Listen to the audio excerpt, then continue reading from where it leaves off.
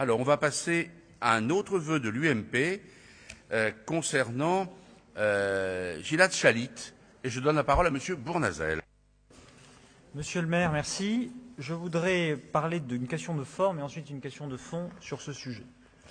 La question de forme, c'est que ce vœu vous a été transmis par le biais de votre cabinet avant la date limite de vœu, et je suis très étonné de voir qu'un vœu des Verts reprend, mot pour mot dans le premier et le dernier paragraphe, mon vœu. Je crains que mon vœu ait été transmis avant la date de la transmission des vœux aux élus Verts. Et je trouve que ce n'est pas démocratique. Les vœux doivent être transmis dans le même temps à tous les élus, et ce vœu a été copié, collé, en rajoutant un nom. Je ne l'accepte pas, car moi, je n'ai pas eu les vœux des Verts avant la date de réception normale de tous les élus. Donc il est très clair là qu'il y a un problème d'organisation et d'injustice entre les élus. Certains élus ont des vœux avant les autres. C'est un copier-coller. Le premier paragraphe, le dernier paragraphe sont exactement les mêmes, mot pour mot. Je veux bien qu'avec M. Garel, nous soyons en fusion d'esprit, mais à ce point-là, c'est quand même assez étonnant. Alors, sur le fond du vœu, je vois le vœu des Verts.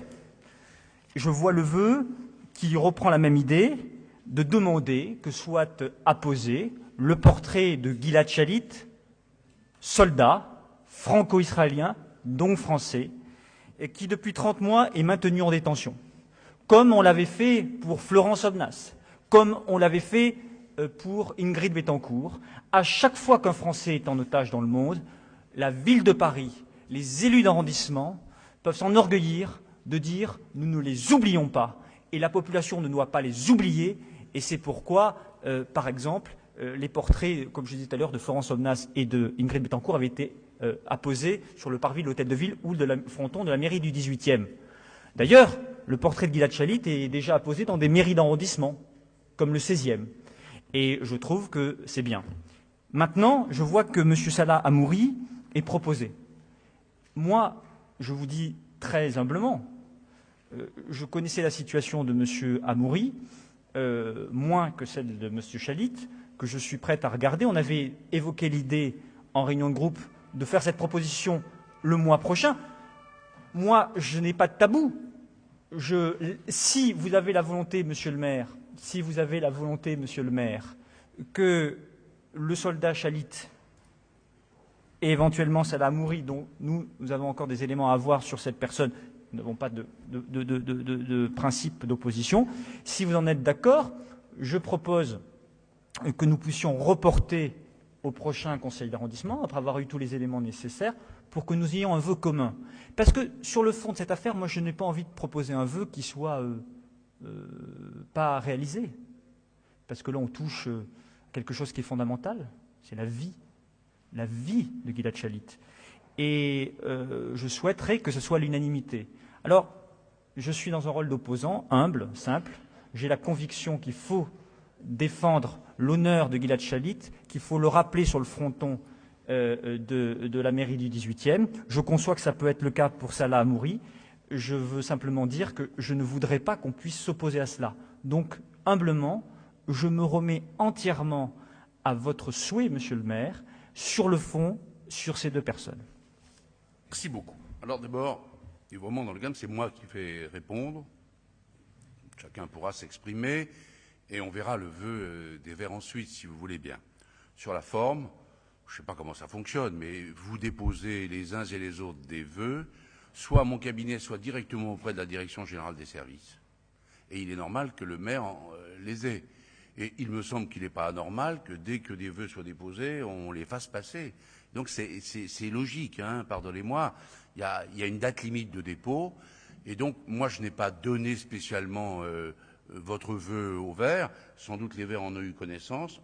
Moi, M. Garel pourra toujours dire ce qu'il souhaite sur le sujet. Mais franchement, bon, je pense qu'il n'y a pas là de quoi fouetter un chat.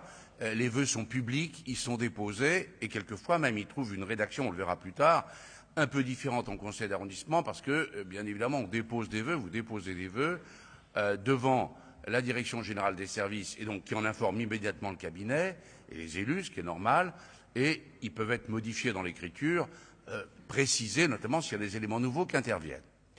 Mais revenons au fond. C'est vrai que au moment de Florence Aubenas et d'Ingrid Betancourt, j'ai pris l'initiative, je crois que la mairie du 10e était l'une des premières, à avoir pris l'initiative d'apposer les portraits de Florence Aubenas et d'Ingrid Betancourt, dans le cadre d'une émotion partagée, d'une solidarité, d'une gravité, d'une durée de détention, etc. Et je ne le regrette pas. Mais j'ai pris cette initiative sans en référer à quiconque, parce que c'est le rôle d'un maire, sur la base des crédits dont il dispose, pour faire réaliser telle ou telle banderole. Bien évidemment, nous avons été très heureux, les élus, de pouvoir constater, d'abord pour Florence Aubenas, puis ensuite pour Ingrid Betancourt, que la lutte avait abouti. Nous n'y sommes pas pour grand-chose, hélas, mais en tout cas, on était très heureux de cette libération de notre journaliste, Florence Aubenas, et de la citoyenne, de la franco-colombienne, Ingrid Betancourt. Et je ne regrette pas d'avoir fait. Mais je veux vous dire, comme maire de l'arrondissement, que je ne veux pas non plus transformer la mairie, même si la cause est juste, en galerie de portraits, parce que je peux vous dire que des situations de Français détenus ou en situation dramatique dans des pays étrangers, il y en a quelques autres. Et bon, c'est pas la même chose non plus d'être détenu par les FARC et d'être détenu après une décision de justice dans un pays démocratique. C'est pas tout à fait pareil, même si, bien évidemment, la cause de M. Chalit, et on reviendra à l'autre cas, je veux distinguer après. Donc voilà, moi, ma proposition n'est pas celle que vous faites dans votre vœu. D'abord, j'ai eu des longues concertations avec la mairie de Paris, avec des mairies d'arrondissement, et il y a quelques éléments de réponse qu'il faut donner pour vous et pour le public. Concernant M. Gilad Shalit, qui est donc un jeune tankiste franco-israélien de 19 ans, effectuant son service militaire et qui a été enlevé par le Hamas le 25 juin 2006, près de la bande de Gaza, alors qu'il était en service actif au sein des forces de défense israéliennes. 2 autres soldats du Sahel, je ne développe pas, ont été eux aussi enlevés par des activistes du Hezbollah en territoire israélien, près de la frontière du Liban, en juillet 2007. Leur libération inconditionnelle a été exigée par le Conseil de sécurité des Nations Unies dans sa résolution 1701. Le maire de Paris s'est enquis à plusieurs reprises du sort de M. Shalit auprès des responsables israéliens et palestiniens qu'il a notamment rencontrés lors de ses déplacements en Israël et en Palestine en novembre 2006 et juin 2008. Il a tenu le même discours dans les 2 endroits. Pierre Chapira a représenté Bertrand Deleuze au Rassemblement œcuménique pour la libération des 3 soldats, organisé le 8 juillet 2007 à la synagogue de la Victoire en présence des familles. Le 9 juillet 2007, le maire a reçu une délégation composée des parents de Gilad Shalit et des familles des 2 autres soldats. Suite à ce rendez-vous, la décision a été prise d'afficher leurs portraits dans un lieu symbole, un jardin du 12e arrondissement qui porte le nom d'Yitzhak Rabin, Premier ministre israélien, signataire des accords d'Oslo. Étaient présents M. Mergui, président du consistoire, M. Pinto, président du Comité international de libération des 3 soldats israéliens, El Grabli, responsable israélien du Comité de libération des soldats, Noam Shalit, père de Gilad Shalit, Tzi Regev, père de Elad Regev, et Mme Miki Goldwasser, mère de Helmut Goldwasser. Ehud Goldwasser. En juillet 2008, le maire a procédé à une cérémonie d'hommage et de retrait des 2 photos des soldats situés au Liban. À cette occasion, il a rappelé la solidarité de Paris envers Gilad Shalit et d'autres otages, notamment en Birmanie, la Birmane Aung San Suu Kyi. Cette solidarité n'a jamais cessé d'être réaffirmée, notamment lorsque des groupes pro-palestiniens radicaux ont dégradé ces 3 photos en novembre et décembre 2007. Mardi 21 octobre dernier, Anne Hidalgo a reçu à l'hôtel de ville M. Noam Shalit. Celui-ci était présent en France à l'occasion du 850e jour de captivité de son fils. Il a annoncé la création du comité unique de soutien à Gilad Shalit, fédérant les différentes associations de soutien créées depuis son enlèvement. Lors de cette rencontre, Anne Hidalgo s'est engagée à ce que seules des actions proposées par ce comité soient soutenues par la mairie de Paris. Elle a rappelé qu'il convenait d'être unis dans le soutien à cette cause et de s'abstenir de toute récupération politique afin de marquer la solidarité indéfectible de chacun des Parisiens et de chacune des Parisiennes avec Gilad Shalit. Elle s'est également engagée à ce que le maire de Paris continue à s'exprimer devant la communauté internationale dès que l'occasion s'en présenterait, et de manière à ce qu'un événement unique dédié à Gilad Shalit se tienne prochainement sur le parvis de l'Hôtel de Ville, près du panneau proclamant que Paris s'engage pour la liberté de tous les otages dans le monde. Voilà une réponse sur le fond qui n'a rien de polémique et qui démontre notre mobilisation et notre solidarité avec cette cause juste pour la libération de ce soldat franco-israélien. Yitzhak Rabin, un square dans le 12e avec le portrait de Gilad Shalit. Moi, je vous le dis, je suis prêt pour répondre à votre souhait partagé. Il n'y a pas de polémique ni de récupération entre nous. Je suis prêt à ce que, et on verra pour l'autre cas après, mais on verra comment on fait, mais je propose la même démarche, pour peu que les dossiers soient similaires. Je propose, en début d'année, plutôt que d'apposer des portraits qui peuvent se rajouter, parce qu'on sera après dans l'injustice, l'iniquité, je propose d'ouvrir, sous des formes concertées et sur lesquelles je dois réfléchir techniquement, y compris pour des raisons que vous pouvez comprendre, de sécurité et d'équité par rapport à des communautés. On a besoin, dans un arrondissement dans le 18e, de répondre aux sollicitations, mais de ne jamais, par rapport à des difficultés, et vous comprenez ce que je veux dire, prendre le risque d'en rajouter dans la discorde. Et donc, ce n'est pas, moi, le sens que je prendrai. Il faut garder calme, résolution, détermination, mais faire attention à ce qu'on fait. On n'est pas là dans un débat, on a des tas d'occasions, on l'a fait tout à l'heure, mais là, attention, il y a la vie de ces gens d'abord, et puis il y a un conflit qui date depuis 60 ans, dont très bien qu'il soit résolu. Vous connaissez le sujet, moi aussi un petit peu, j'ai eu l'occasion d'y travailler. Je n'ai pas envie, dans le 18e, d'allumer comme ça pour que se faire plaisir sans que ça n'aide absolument à la libération. Comme je le disais tout à l'heure, je ne suis pas sûr que les banderoles pour Ingrid et pour Florence Aubenas étaient l'élément déterminant. Mais j'admets symboliquement que ce soit important. Donc je vous propose, je prends l'engagement de voir comment nous pourrions, à la mairie du 8e, ouvrir des registres pour M. Shalit et peut-être également aussi pour celui dont Sylvain Garel nous parlera tout à l'heure. Mais à ce stade, et de surcroît, comme il y a un déroulement de la mobilisation qu'il faut soutenir, des idées, c'est ce que la mairie de Paris nous dit, venues du comité. Alors M. Guasguen a pris l'initiative, et c'est son droit, il est le maire du 16e, il l'a fait dans le 16e, je n'y vois pas d'inconvénient, je ne suis pas obligé non plus de suivre tout ce qu'il fait. Bien, donc ma position sera de ne pas voter votre vœu pour les raisons calmes que j'ai annoncées, mais en même temps de répondre à votre sollicitation à travers cette initiative. Je termine, je suis un peu long, mais bon, c'est un sujet compliqué.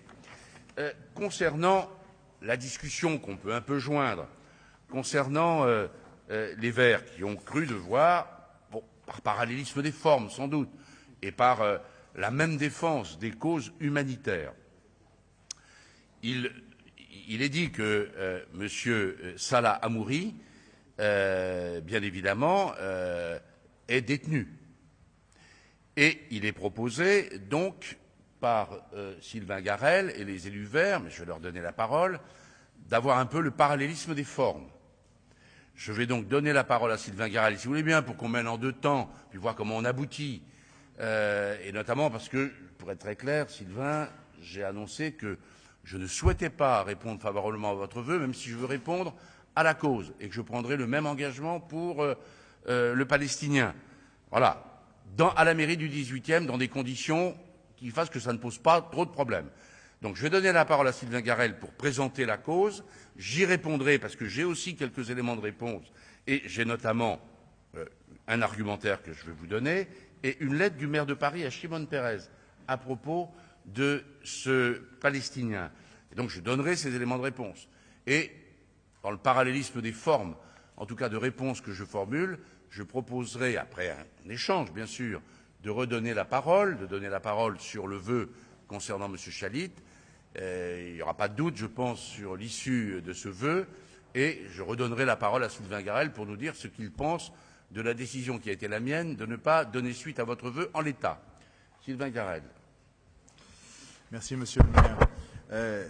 Oui, si nous avons souhaité faire ce vœu, c'est tout simplement parce que nous pensons que sur l'affaire de Gilad Shalit, qui est une affaire qui est de plus en plus médiatisée, et c'est très bien comme cela, parce que effectivement le fait qu'un soldat soit retenu en otage n'est pas acceptable en soi, surtout depuis 30 mois. Nous pensons qu'il faut respecter le fait que ça se passe dans le cadre d'un conflit.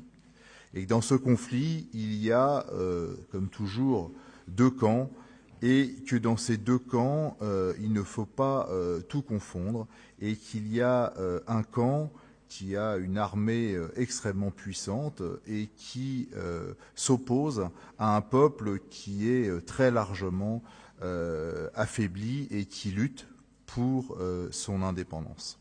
Et le peuple palestinien le fait avec les moyens qu'il peut, qui ne sont pas toujours des moyens, et même souvent des moyens que l'on peut réprouver, mais qui sont aussi des moyens de résistance.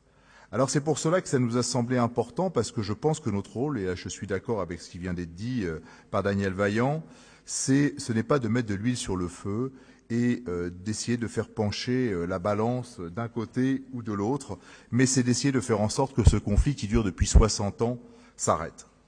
Et donc, il se trouve que, à notre connaissance, il y en a peut-être d'autres, mais à notre connaissance, il y a deux personnes qui, d'origine en partie française, sont détenues dans ce conflit. Il y a Gilad Shalit, qui a été donc enlevé, comme on l'a dit, par le Hamas, et il y a Salah Hamouri, un jeune franco-palestinien qui a été arrêté dans des conditions un peu particulières, d'après tout ce qu'on a pu lire, et qui clame son innocence et qui est depuis 3 ans en prison et encore pour plusieurs années, pour simplement avoir été soupçonné de peut-être préparer un attentat.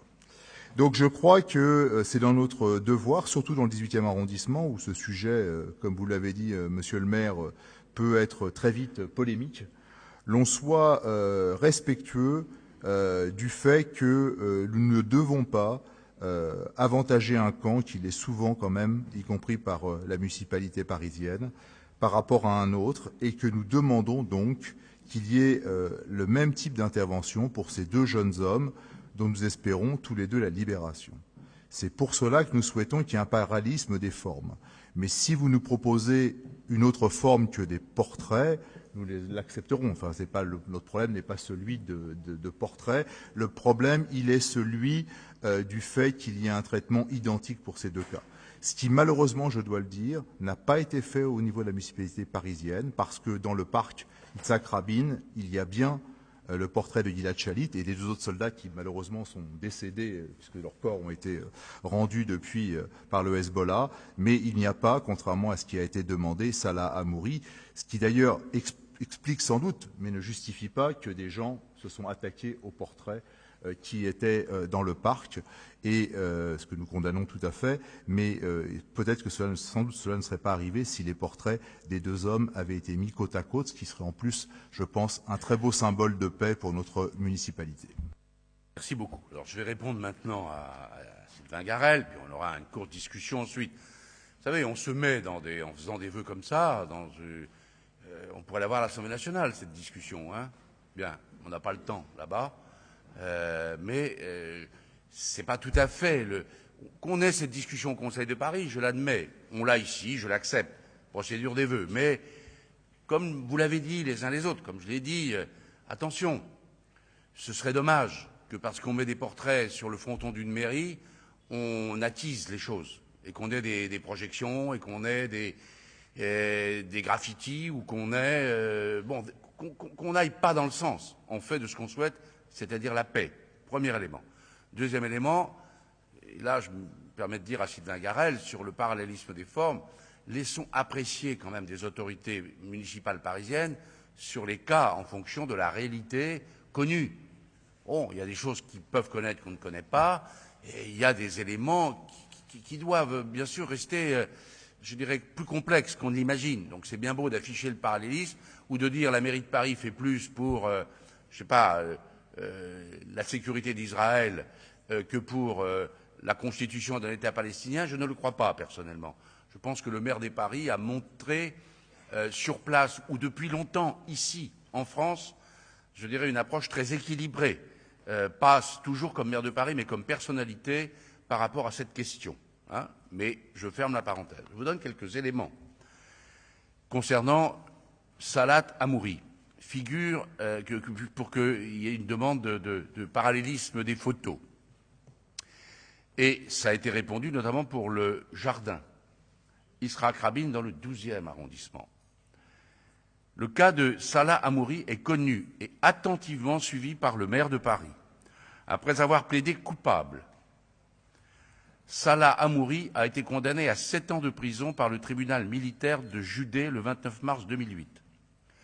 2 chefs d'accusation ont été retenus contre lui. Avoir été membre depuis octobre 2004 d'une organisation non autorisée liée au Front populaire de libération de la Palestine, le FPLP, et avoir eu l'intention d'attenter à la vie du rabbin Yosef Obadia, dirigeant du parti Chasse. Il est détenu à la prison de Rimonim, au nord de Tel Aviv, après avoir passé 3 ans en détention préventive. Il n'est pas possible d'accéder à la demande qui a été soumise au maire de Paris, et ce en raison d'une exigence de cohérence dans le message émis par la mairie de Paris envers les otages détenus à travers le monde. En effet, le cas de Salah Hamouri n'est pas comparable à celui de Gilad Shalit. Ce dernier est considéré comme otage depuis son enlèvement par les militants proches du Hamas du 25 juin 2006, près de la bande de Gaza, alors qu'il était en service actif au sein des forces de défense israéliennes. Sa libération inconditionnelle est exigée par la résolution 1701 du Conseil de sécurité des Nations unies. La situation de Gilad Shalit est donc radicalement différente de celle d'un prisonnier jugé par un tribunal. Le jugement de Salah Hamouri a été prononcé dans le cadre d'une procédure judiciaire légale et n'a pas fait l'objet d'une procédure d'appel par l'intéressé. Comme vous le savez, la mairie de Paris n'a donc aucune possibilité d'intervenir dans l'administration de la justice, que ce soit en France ou dans un autre État. En revanche, le maire de Paris est intervenu le 31 octobre dernier auprès du président de la République israélien, Shimon Peres, afin que soit examinée la possibilité d'un aménagement de la durée de la peine de prison de Salah Hamouri compte tenu de son jeune âge. Enfin, le maire de Paris reste ouvert à toute proposition d'entretien de la part de la mère de Salah Hamouri lors d'un de ses prochains voyages en France. Voilà la lettre de Bertrand Danoé. Je préfère que tout soit sur la table. Hein. Monsieur le Président, cher Shimon, je me permets d'attirer votre attention sur la situation de Salah Hamouri, franco-palestinien âgé de 22 ans, condamné à 7 ans de prison par le tribunal militaire de Judée le 29 mars 2008. Il est détenu depuis cette date à la prison de Rimonim, au nord de Tel Aviv, après avoir passé 3 ans en détention préventive. 2 chefs d'accusation ont été retenus contre lui. Avoir été membre, depuis lors, je l'ai déjà dit, mais je répète là, du FPLP, considéré comme terroriste, et avoir eu l'intention d'attenter à la vie du rabbin Youssef Obadia, dirigeant du parti Chasse. Mon propos n'est pas de contester une décision judiciaire prise au terme d'un processus légal. Je voudrais néanmoins, au nom de l'amitié indéfectible qui unit Paris à Israël et au nom de notre amitié personnelle, faire appel à votre humanité et à votre clémence. Ce jeune homme, lors de son procès, a choisi de plaider coupable. Cette reconnaissance des faits et de leur gravité est un acte responsable. Compte tenu de son âge, des aménagements de peine sont sans doute possibles et, je le pense, souhaitables. Dans l'attente de vous voir très prochainement à Paris, où je me ferai une joie d'inaugurer avec vous l'esplanade Ben Gurion, je vous prie d'agréer, Monsieur le Président, etc. Alors, on en est là. Vous comprendrez, mesdames et messieurs, chers élus, avec un peu de gravité, que je reprends mon idée, parce qu'on en saura un peu plus sur la réponse de Shimon Peres, que d'ouvrir un registre en mairie selon des modalités qu'on discutera et qu'on verra, pour les rendre positives et pas déflagratoires. Je propose de vous répondre cela, Monsieur Bournazel, et je demande à Sylvain Garel, dans l'hypothèse où nous repoussions votre vœu, de retirer le vôtre, Monsieur Garel. Et moi je partage la cause et on essaiera de trouver les meilleurs moyens d'être solidaire avec la juste cause sur ces 2 hommes, quelle que soit par ailleurs la différence judiciaire entre les deux. Voilà ma position de maire d'arrondissement sur un sujet qui nous concerne comme citoyens. Je sais bien que dans le 18e, il y a sans doute plus de gens qui connaissent le sujet. Mais attention, ne transformons pas le 18e ou la mairie du 18e en un lieu d'affrontement. Essayons au contraire d'aller dans le sens de la paix que nous souhaitons tous. Monsieur Bournazel, et puis ensuite Sylvain Garel. Enfin, on verra comment on fait. Je vais réexpliquer ce que j'avais voulu, ce que nous avions voulu, et puis je vais venir sur votre proposition. Sur un tel sujet, je crois qu'il faut effectivement aucune polémique. Ce n'est pas acceptable. Moi, en novembre 2006, j'ai également rencontré le père de Gilad Shalit à Tel Aviv, dans le cadre d'un voyage de rencontre entre des élus parisiens, dont j'étais un collaborateur, avec d'autres élus israéliens. Dans ce cadre-là, nous avions demandé à rencontrer le père de Gilad Shalit. Et je garde un souvenir particulier de cette rencontre, d'un homme qui disait « Mon fils est français, ne l'oubliez pas et faites-le savoir ». Et cette démarche se veut constructive. Et Gilad Shalit a écrit une seule fois. Et dans cette lettre, juste un passage, c'était pour vous expliquer pourquoi. Il écrit « J'en appelle au gouvernement de la France, à tous les élus, à tous les Français, à tous ceux qui peuvent lire cette lettre pour qu'ils ne négligent pas les négociations pour ma libération en concentrant tous les efforts pour la libération des soldats détenus au Liban. » C'était la raison pour laquelle nous avions proposé ce vœu pour dire « N'oublions pas la situation de Gilad Shalit ». J'entends vos arguments et j'entends l'expression du maire de Paris. Je retire mon vœu. Et j'accepte votre proposition de registre. Je crois que c'est bien, parce que je crois que sur tel sujet, il faut qu'on trouve l'unanimité. Quelle image donnerions-nous si sur de tels sujets nous étions divisés? Donc j'accepte votre proposition du registre dans les modalités que vous direz bien nous définir pour qu'on puisse penser à la situation du Gilad Shalit. Pour la situation que je ne connaissais pas bien, je le dis très clairement, vous nous avez éclairé de M. Moury, moi je n'ai pas de jugement particulier. Israël est une démocratie, il y a eu un jugement. Le maire de Paris, je trouve, a fait une réponse juste et circonstanciée au président israélien. C'est une position qui nous semble éminemment respectable. Donc nous acceptons votre proposition et nous retirons notre vœu. Je vous en remercie, j'apprécie le ton, y compris la gravité, on voit bien, parce qu'il s'agit de la vie de personnes. Et comme vous l'avez compris, il ne s'agit pas que bien évidemment, quand on avait Florence Aubenas et Ingrid Betancourt, je ne crois pas qu'il y ait un Français ou un résident dans le 18e qui ait pu penser il faut qu'elle reste là-bas, l'une ou l'autre.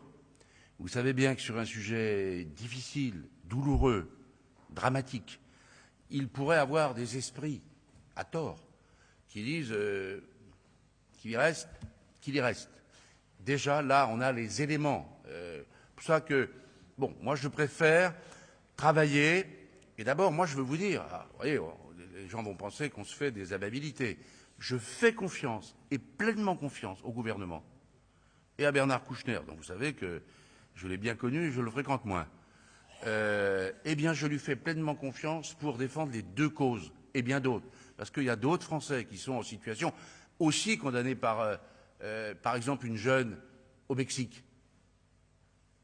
Et qu'est-ce qu'on fait? Décision de justice, qu'est-ce qu'on fait?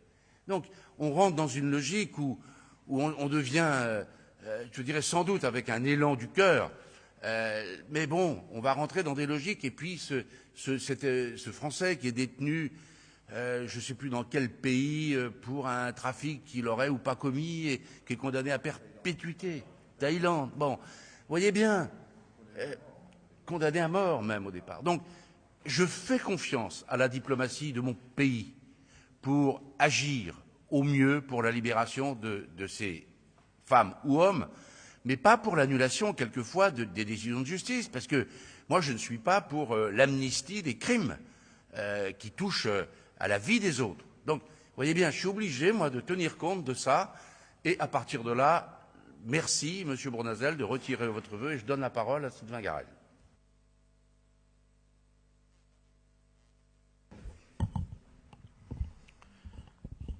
Oui, je crois effectivement qu'une certaine gravité s'y est à la tonalité des débats. Alors, en lisant la note que vous avez reçue concernant Salah Hamouri, Monsieur le maire, vous avez cité la résolution 1701 du Conseil de sécurité, mais je crois qu'il faut faire attention à ne pas entrer dans ce genre de débat, parce que, à ce moment-là, il faudrait rappeler la résolution 194. Chacun connaît la résolution 194, par laquelle le Conseil de sécurité de l'ONU donne le droit au retour aux Palestiniens après la Nakba. On aurait pu citer aussi la résolution 242 du Conseil de sécurité, bien connue, qui ordonne la libération des territoires occupés. Donc, attention, lorsque le maire de Paris vous envoie une note, oui, non, mais je réserve sur la fin ma position sur votre proposition. Mais on voit bien qu'il y a une manière de présenter les choses, effectivement, qui est en tout cas lacunaire, voire gravement incomplète. Écoutez, voilà. Moi, je ne veux pas, dans cette affaire, rentrer sur le débat politique de fond, c'est-à-dire prendre parti sur le débat, sur le conflit israélo-palestinien. Les positions des Verts sont connues. Nous sommes pour le droit du peuple palestinien à exister. Nous sommes pour que Israël quitte les territoires occupés et que cesse cette vie épouvantable qui est faite là-bas sur place. Moi aussi, Monsieur Bournazel, je suis allé en Israël, pas plus tard que cet été. J'ai passé 15 jours en Israël, 15 jours dans les territoires occupés. Moitié-moitié, vous voyez. C'est étonnant. Je me retrouve aujourd'hui. Alors, je ne rentrerai pas dans le débat de fond parce que là, on aurait certainement des divergences. Je m'en tiens aux droits de l'homme. Ça sera mon seul credo. Les droits de l'homme qui peuvent faire consensus avec nous, même si on sait, même si on a des analyses différentes sur ce qui se trame derrière. Mais au moins ça peut nous réunir. Moi, j'ai affaire à deux combattants. Que l'un soit dans une armée régulière et l'autre dans une armée irrégulière, ce sont deux combattants. L'un, le soldat Shalit, a peut-être fait usage de ses armes, de l'arme qu'on lui a mis entre les mains. L'autre, c'est une symétrie. Je n'irai pas au-delà de cela. C'est la raison pour laquelle je me rallie à la proposition du maire. Et j'espère même que cette façon de faire, on la retrouvera ailleurs. Parce que c'est le 60e anniversaire et de la création d'Israël et de la Nakba. Et que nous voulons tous que cesse ce conflit et que, enfin, les choses avancent. Il y a eu une élection aux États-Unis. Certains espèrent, je ne sais pas, qu'il y aura enfin une volonté politique américaine de faire avancer, et la nôtre aussi. Donc voilà, sans polémique, je me rallie à votre proposition. Merci beaucoup les uns et les autres pour avoir conduit cette discussion difficile, mais ce qui veut dire que sur des sujets qui nous dépassent et qui sont extrêmement difficiles, on sait aussi trouver le chemin, non pas d'un consensus, je suis d'accord avec Pascal Julien, mais le chemin d'une démarche qui vise à ne pas attiser les choses dans un arrondissement comme le nôtre, à prendre en compte néanmoins les problématiques posées, et on va travailler, je demande d'ores et déjà à la Direction générale des services, à mon cabinet, et de voir avec les groupes ici présents comment on pourrait traduire cette proposition, cet engagement début janvier, en espérant évidemment que d'ici là, on ait pu avancer, que la diplomatie ait pu avancer et que les démarches aient pu, je dirais, faire avancer, ou en tout cas espérer les libérations les plus rapides possibles ou les aménagements de peine de tel ou tel. Voilà, donc merci. Et donc le vœu de l'UMP est retiré, du coup le vœu des Verts l'est aussi, et j'en remercie les uns et les autres.